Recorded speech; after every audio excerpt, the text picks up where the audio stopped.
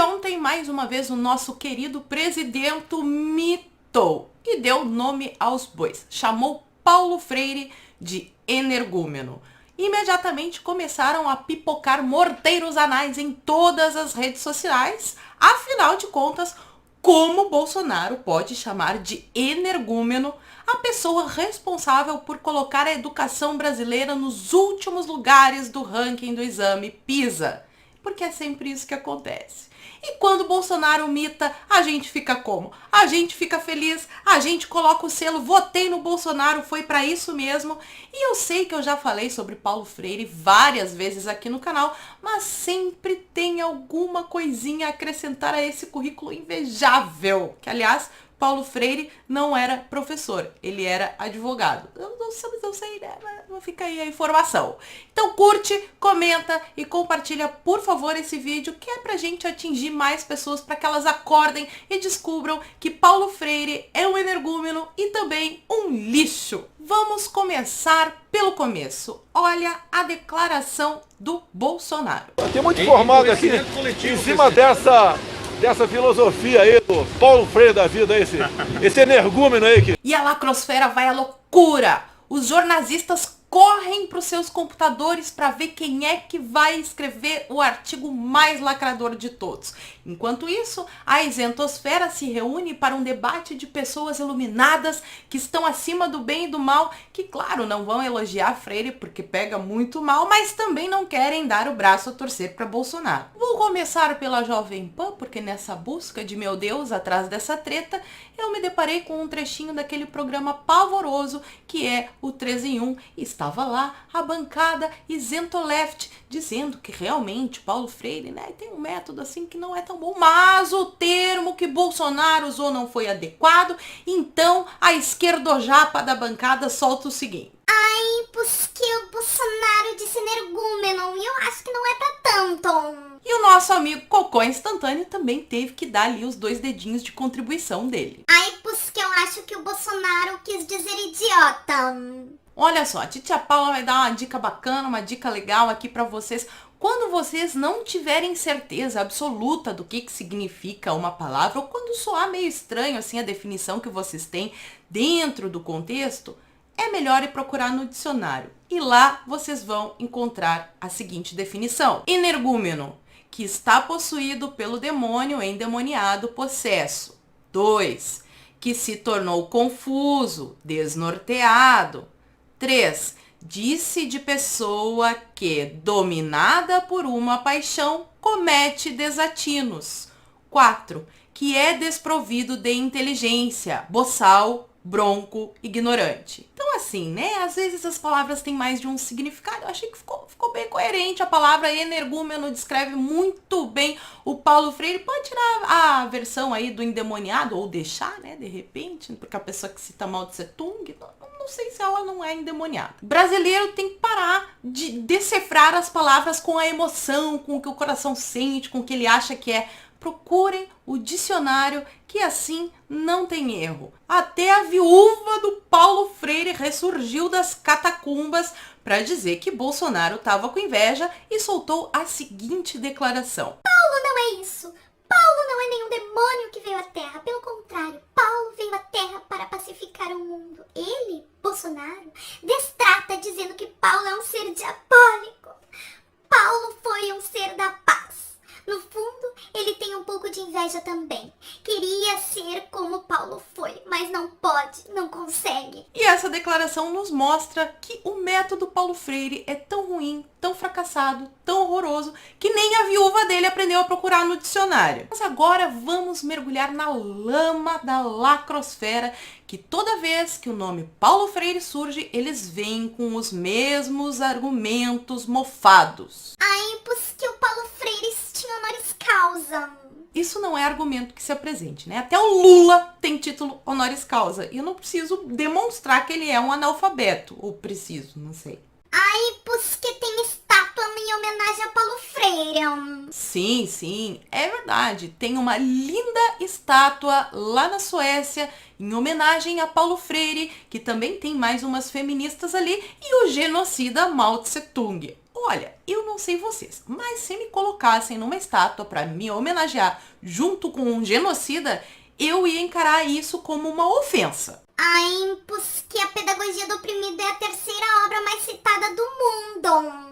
E para um grande azar, assim, da Lacrolândia, eu li essa obra e li outras também, não aconselho, porque o QI de vocês vai baixar muito se vocês lerem Paulo Freire, ou então leiam e vejam tudo que não é para fazer na área da educação. Porque, na verdade, se vocês forem ler, por exemplo, Pedagogia do Oprimido, lá não fala nada sobre alfabetização. Não fala nadinha. Aquilo ali é um manual para formar militância do PSOL. Uma obra que traz citações de figuras como Che Guevara, Fidel Castro, Lenin, Mao Tse Tung, Marx e de mais uma galerinha aí da escola de Frankfurt, não pode ser considerado um manual de pedagogia. Um manual de guerrilha tudo bem, mas de pedagogia não. E o pior de tudo é que Paulo Freire faz as citações desses loucos, pirados, genocidas, assassinos, seja lá qual for o termo que vocês queiram usar, não é para criticar, e sim para enaltecê-los.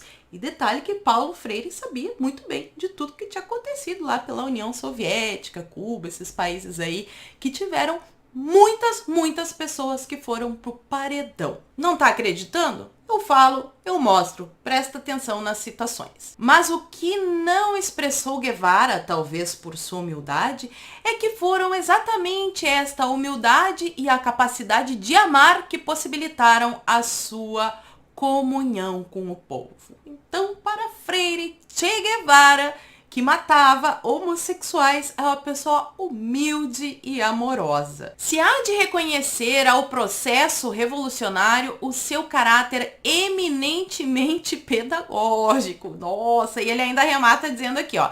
E quanto mais a revolução exige a sua teoria, como salienta Lenin, mas sua liderança tem de estar com as massas para que possa estar contra o poder opressor. E outro detalhe, não é porque uma obra está sendo citada que ela está sendo referendada.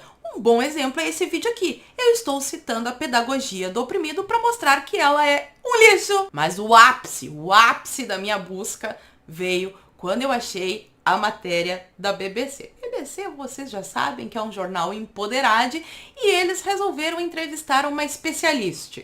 A especialista veio de onde? Vocês sabem, mas eu vou falar porque eu sou dessas que gosta de enfatizar. Eles pegaram uma especialista retirada diretamente do centro do orifício rugoso do jornalista para dar a seguinte declaração. A maior vantagem de sua metodologia é a abordagem antiopressiva e não autoritária. A pedagogia dialógica e respeitosa que ele promoveu. O problema é que suas ideias têm sido usadas para fins políticos, o que, em meu entendimento, nunca foi seu propósito inicial, disse a finlandesa. Ai, Senhor dos Anéis. Olha, eu não sei que obra foi que essa finlandesa leu, mas nas obras que eu li está escrito o seguinte. É a partir deste saber fundamental, mudar é difícil, mas é possível, que vamos programar nossa ação político-pedagógica. Não importa se o projeto com o qual nos comprometemos é de alfabetização de adultos ou de crianças, se de ação sanitária, se de evangelização, se de formação de mão de obra técnica. Ou seja, temos que enfiar política em todas as matérias. E não é isso que acontece nas escolas de hoje no Brasil. A alfabetização, por exemplo, numa área de miséria, só ganha sentido na dimensão humana se com ela se realiza uma espécie de psicanálise histórico-político-social de que vá resultando a extrojeção da culpa indevida. Mas se não está satisfeito ainda, não está convencido, não, porque você tirou um trecho do contexto, porque veja bem, porque Paulo Freire não quis dizer isso, olha o que o próprio Paulo Freire disse, que educar é um ato político. A educação é um ato político e não alegórico. Aí agora, se não entendeu, eu não sei mais como explicar. Mas eu também achei uma coisa bem legal.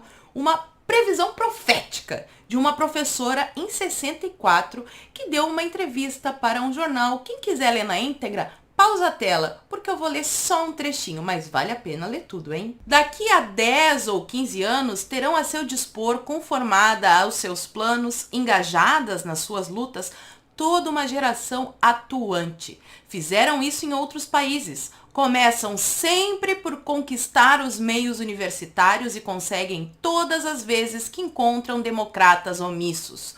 Um deles que mais serviços lhe prestou neste particular chama-se Juscelino Kubitschek. Então, desde a época do regime que eles chamam de ditadura militar, as universidades foram tomadas e as escolas no Brasil nada mais são do que uma fábrica de militância esquerdista. E para fechar esse meu comentário de hoje, eu gostaria assim de dizer que as mitadas de Bolsonaro são uma arma poderosíssima. Tem uma galera aí que tá dizendo que é para parar de mitar, pare de mitar, agora que você ganhou, não precisa mais mitar. Mas o fato é que cada vez que Bolsonaro dá uma mitada, ele levanta um debate. E muitas pessoas chegam a vídeos como esse, a informações como essas, e começam a abrir os olhos. Quem diz que a hora da mitada acabou, ou não entende nada de estratégia política, ou quer derrubar Bolsonaro. A única coisa que eu tenho a dizer para o nosso presidente é: mita mais que tá pouco.